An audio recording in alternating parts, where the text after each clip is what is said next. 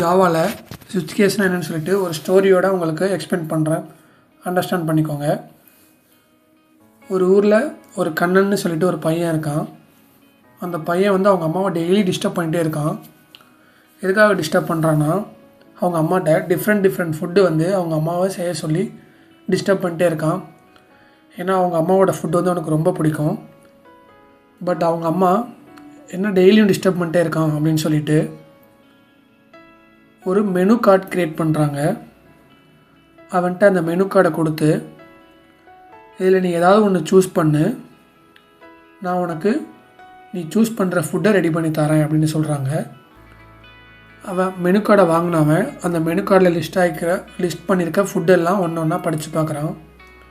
ஃபஸ்ட்டில் வந்து இட்லி இருக்குது, செகண்டில் வந்து தோசை இருக்குது, தேர்டில் பொங்கல் இருக்குது, ஃபோர்த் ஒன்னில் உப்புமா இருக்குது, ஃபிஃப்த் ஒன்னில் ஃபுட் இன்றைக்கி கிடையாதுன்னு போட்டிருக்கு. ஃபஸ்ட் டே என்ன பண்ணுறான், ரொம்ப ஆர்வமாக நம்பர் 2 அப்படின்னு சொல்லி ஒரு நம்பரை சூஸ் பண்ணுறான். நம்பர் 2ல் அவனுக்கு தோசைன்னு இருக்குது. ஸோ அவங்க அம்மா அவன்கிட்ட அந்த மெனு கார்டை வாங்கிட்டு நம்பர் 1 செக் பண்ணுறாங்க. இட்லி இருக்குது, பட் அவன் நம்பர் 1 சொல்லலை. ஸோ நம்பர் 2 சூஸ் பண்ணியிருக்கான். நம்பர் 2 போய் பார்க்குறாங்க, அதில் தோசைன்னு சொல்லிகிட்டு இருக்குது. ஸோ அவங்க அம்மா தோசையே ரெடி பண்ண ஸ்டார்ட் பண்ணிட்டாங்க. அதுக்கு கீழே இருக்க 3, 4, 5 அது எதையுமே அவங்க கன்சிடர் பண்ணலை. பிகாஸ் அவன் சொன்னது வந்து நம்பர் 2 தான். டைரெக்டாக நம்பர் 2ல் இருக்க தோசையை ரெடி பண்ணி ப்ரிப்பேர் பண்ணி அவன்கிட்ட கொடுத்துட்டாங்க. நெக்ஸ்ட் டே வந்து என்ன பண்ணுறான், நம்பர் 4ன்னு சொல்கிறான். ஸோ அவங்க அம்மா அகெயின் அந்த மெனு கார்டை வாங்கிட்டு நம்பர் 1லேருந்து செக் பண்ணிகிட்டே இருக்காங்க. நம்பர் 4 வரும்போது ஸ்டாப் பண்ணி அவன் உப்புமா கேட்டிருக்கான்னு சொல்லிவிட்டு அவனுக்கு உப்புமாவை ப்ரிப்பேர் பண்ணி தராங்க. ஒன் டே என்ன பண்ணிட்டான் தெரியாமல் நம்பர் 5 சூஸ் பண்ணிட்டான். அவங்க அம்மா சிரிச்சுக்கிட்டே சொல்கிறாங்க, உனக்கு இன்றைக்கி ஃபுட்டு எதுவும் கிடையாது, பிகாஸ் நீ நம்பர் 5 சூஸ் பண்ணிட்ட அப்படின்னு. இதே சினாரியோவில் தான் நமக்கு ஸ்விட்ச் கேஸும் ஒர்க் ஆகுது. இதே சினாரியோ ஞாபகம் வச்சுக்கோங்க. அப்படியே நம்ம இதை ப்ரோக்ராமாக கன்வெர்ட் பண்ணி ஸ்விட்ச் கேஸை ஈஸியாக அண்டர்ஸ்டாண்ட் பண்ணிக்கலாம். இப்போ நான் எக்லிப்ஸ் ஓப்பன் பண்ணி சோர்ஸ் உள்ள நியூவாக ஒரு கிளாஸ் க்ரியேட் பண்ண போகிறேன். கிளாஸ் நேம் வந்து மெனு கார்டுன்னு வைக்கிறேன். அதுக்கு கீழே public static void menu tick பண்ணிவிட்டு ஃபினிஷ் கொடுக்குறேன். இப்போ எனக்கு கிளாஸோடு சேர்ந்து ஒரு மெயின் மெத்தட் க்ரியேட் ஆகிருக்கு. இந்த மெயின் மெத்தடுக்குள்ளே நான் ஒரு வேரியபிள் நேம் க்ரியேட் பண்ணுறேன். அந்த வேரியபிள் நேம் சாய்ஸ். அதுக்கு வேல்யூ செட் பண்ணுறேன் 2ன்னு சொல்லிவிட்டு. இப்போ வேல்யூ 2ன்னு இருக்கனால அது இன்டிஜர் டேட்டா டைப், ஸோ இன்ட்னு கொடுத்துட்டேன்.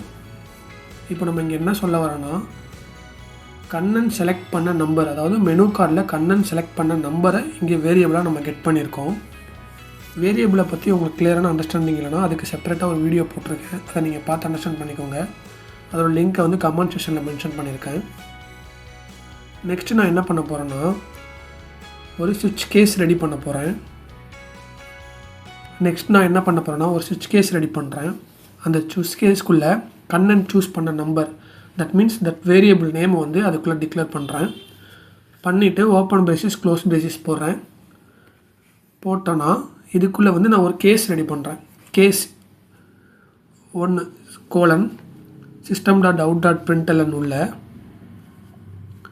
நான் ஜஸ்ட் என்ன பண்ண போகிறேன்னா, அவங்க அம்மா சொல்கிற மாதிரி ஓகே நான் ஃபுட்டை ரெடி பண்ணுறேன் அப்படின்ற மாதிரி ஒரு கமெண்ட் கொடுக்குறேன்.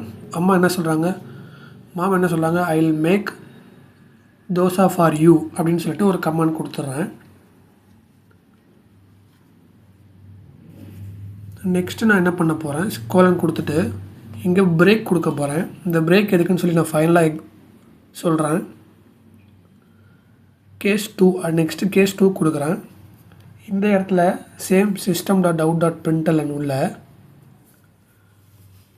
என்ன கொடுக்க போகிறேன், அம்மா வந்து கண்ணன்ட்ட சொல்கிறாங்க I will make idli for you அப்படின்ற மாதிரி ஒரு கமெண்ட் கொடுத்துட்றேன்.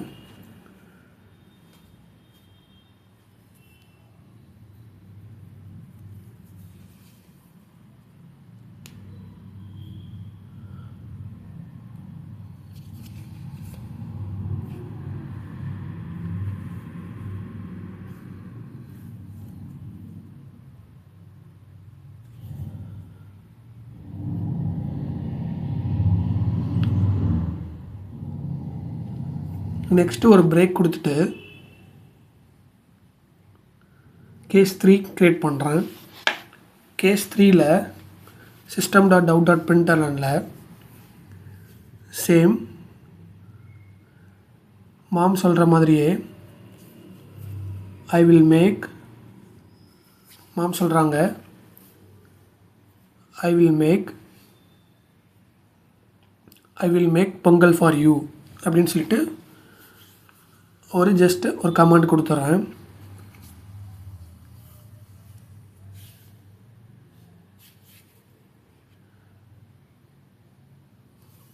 நெக்ஸ்ட் சேம் அதே மாதிரி ஒரு பிரேக் யூஸ் பண்ணிவிட்டு கேஸ் 4ல் system.out.println உள்ள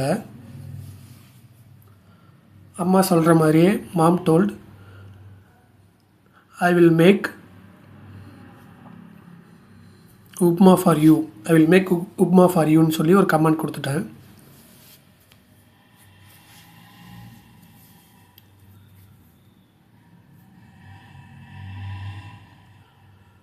அகெயின் ஒரு பிரேக் கொடுத்துட்டு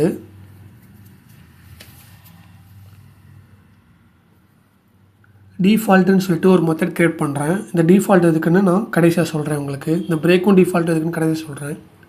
system.out.printlnல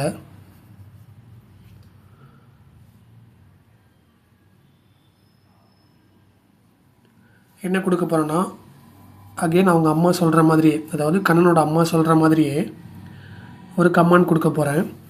அது என்னென்னா this is not in menu card அப்படின்னு சொல்லி ஒரு கமாண்ட் கொடுத்துட்டேன். இதுக்கு மீனிங் என்னென்னா அவன் சூஸ் பண்ணுற எந்த நம்பருமே இந்த மெனு கார்டில் இல்லைன்னா டைரெக்டாக டிஃபால்ட் போயிடும். இப்போ நம்பர் 2 சூஸ் பண்ணியிருக்கான். கேஸ் 1 செக் பண்ணோம். கேஸ் 1ன்றது 1 கூட ஈக்குவலண்ட்டான்னு பார்க்கும். 2 ஈக்குவலண்ட் கிடையாது. ஸோ அந்த கேஸ் 1 பிரேக் அப்படியே அவாய்ட் பண்ணிட்டு கேஸ் 2 போகும். கேஸ் 2னா அங்கே 2 இருக்குது, இங்கேயும் 2 இருக்கிறதுனால 2 ஈக்குவல்ட்டு. ஸோ அது எக்ஸிக்யூட் ஆகும். பார்த்தீங்கன்னா இங்கே மாம் சொல்கிறாங்க I will make idli for you அப்படின்னு பிரிண்ட் ஆகிடுச்சு. இன் கேஸ் 4 கொடுக்குறேன்னா கேஸ் 1 செக் பண்ணோம். இப்போது 4 கொடுத்துருக்கேன். கேஸ் 1 செக் பண்ணோம். 1 செக் பண்ணும்போது என்ன நடக்கும்? 1க்குள்ளே போகாது, 2க்குள்ளேயும் போகாது, 3க்குள்ளேயும் போகாது. 4th ஒன்று மேட்ச் ஆகும். ஏன்னா கேஸ் 4ம் மேட்ச் ஆகிடும். ஸோ இப்போ நமக்கு அவுட்புட் என்ன கிடைக்கும்னா ரன் பண்ணி பார்த்தா மாம் சொல்கிற மாதிரி I will make upma for you அப்படின்றது கிடைக்கும். அதாவது இன்கேஸ் நான் இப்போது இந்த மெனு கார்ட்லேயே இருக்காத 5ன்னு ஒரு நம்பர் கொடுக்குறேன் அப்படின்னா எல்லா கேஸையும் செக் பண்ணிவிட்டு அது எந்த கேஸ்லையும் இருக்காது. ஸோ டிஃபால்ட்டுன்ற கேஸ் டைரெக்டாக ரன் ஆகிடும். தட் மீன்ஸ் 1 2 3 4 எதையுமே கன்சிடர் பண்ணாமல் டேரெக்டாக 4 அதை எக்ஸிக்யூட் பண்ணிடும். இந்த பிரேக் எதுக்கு யூஸ் பண்ணுறோன்னா ஃபார் எக்ஸாம்பிள் இப்போ நான் சாய்ஸில் 1ன்னு கொடுக்குறேன். 1ன்னு கொடுத்துட்டு எக்ஸிக்யூட் பண்ணும்போது எனக்கு என்ன ரிசல்ட் செட் கிடைக்கும்னா எனக்கு மாம் மேக் தோசா ஃபார் யூன்னு கிடச்சிருக்கு. இன்கேஸ் நான் அந்த பிரேக்கை எடுத்துடுறேன் அப்படின்னா இப்போ எனக்கு என்ன அவுட்புட் கிடைக்குன்னு பாருங்கள். இப்போ நான் திருப்பி அகெயின் ரன் பண்ணுறேன் சேவ் பண்ணிவிட்டு. பார்த்தீங்களா எனக்கு பிரேக் இல்லாதனால இந்த கேஸ் 2ம் எக்ஸிக்யூட் ஆகிட்டு எனக்கு mom I will make idli for you அப்படின்னு சொல்லி 2 அவுட்புட் கிடைக்கிது. அப்போனா எனக்கு கேஸ் 1 எக்ஸிக்யூட் ஆன உடனே அதை விட்டு பிரேக் ஆகிடணும். நெக்ஸ்ட் ஸ்டேட்மெண்ட் எதையுமே பார்க்கக்கூடாது. பிரேக் நம்ம போடலைன்னா நெக்ஸ்ட் கேஸ்க்குள்ளே போயிட்டு அதுக்கான ரிசல்ட்ஸை நம்ம கொடுக்கும். ஸோ அதனால தான் நம்ம பிரேக் போடுறோம். ஃபார் எக்ஸாம்பிள் இப்போ நான் இங்கே பிரேக் போடலை. இப்போது கண்ணன் சூஸ் பண்ண நம்பரை நான் 3ன்னு வச்சுக்கிறேன். ஐ மீன் டிஃபால்ட்டாக 4ன்னு வச்சுக்கிறேன். இப்போ நான் ரன் பண்ணுறேன். இப்போ நமக்கு என்ன அவுட்புட் கிடைக்கும்? Mom I will make upma for you. At the same time இந்த மெனுவில் இந்த ஐட்டம் இல்லைன்னு சொல்லும் ஒரு கமெண்ட் நமக்கு கொடுக்கும். எக்ஸிக்யூட் பண்ணுறேன். பார்த்தீங்கன்னா பிரேக் இல்லாதனால அடுத்த ஸ்டேட்மெண்ட்டும் எக்ஸிக்யூட் ஆகிடுச்சு. இன்கேஸ் இதுக்கு மேலே பிரேக் இல்லை அப்படின்னா என்ன நடக்கும்னு பார்க்கலாம். இப்போ நான் ரன் பண்ணுற ப்ரோக்ராமை நான் சூஸ் பண்ணியிருக்கிறது 4. இப்போ நான் ரன் பண்ணுறேன் ப்ரோக்ராமை. ரன் பண்ணும்போது எனக்கு என்ன அவுட்புட் கிடைக்குதுன்னு பார்க்கலாம். அதாவது எந்த கேஸ் மேட்ச் ஆகுதோ அந்த கேஸ் கீழே பிரேக் போடலன்னா அதுக்கு அடுத்தடுத்த கேஸ் எல்லாம் எக்ஸிக்யூட் ஆகும். அதுக்கு மேலே பிரேக் போடாட்டினாலும் அந்த கண்டிஷன் செக் பண்ணிட்டு அது எக்ஸிக்யூட் ஆகாது. ஸோ அடுத்தடுத்த கேஸ் தான் எக்ஸிக்யூட் ஆகும். இப்போ பிரேக் போட்டுக்கலாம்.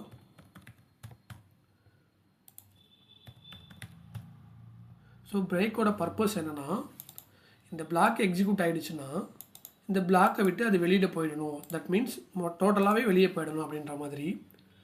இன்கேஸ் இங்கே பிரேக் போடலன்னா அது நெக்ஸ்ட் பிளாக்கு போய் செக் பண்ணாது, டேரெக்டாக அதோட செட்எக்ஸை வந்து எக்ஸிக்யூட் பண்ணி விட்டுரும். அடுத்தும் பிரேக் போடலன்னா நெக்ஸ்ட் பிளாக்கை எக்ஸிக்யூட் ஆகிட்டே இருக்கும். ஸோ பிளாக்கோட பர்பஸ் உங்களுக்கு புரிஞ்சிருக்கும் இது மூலயமா. இது மாதிரி நீங்கள் ஒரு சிம்பிளாக ஒரு டாஸ்க் எடுத்து எக்ஸிக்யூட் பண்ணி பாருங்கள். இது உங்களுக்கு புரிஞ்சிருக்கும்னு நான் நம்புகிறேன். அப்படி புரியலைன்னா எனக்கு கமெண்ட் செக்ஷனில் வந்து மென்ஷன் பண்ணுங்கள். நான் உங்களை இன்னும் கிளாரிட்டியாக உங்களுக்கு செப்பரேட்டாக நான் உங்களுக்கு சொல்லித்தரேன். தேங்க்ஸ் ஃபார் வாட்சிங்.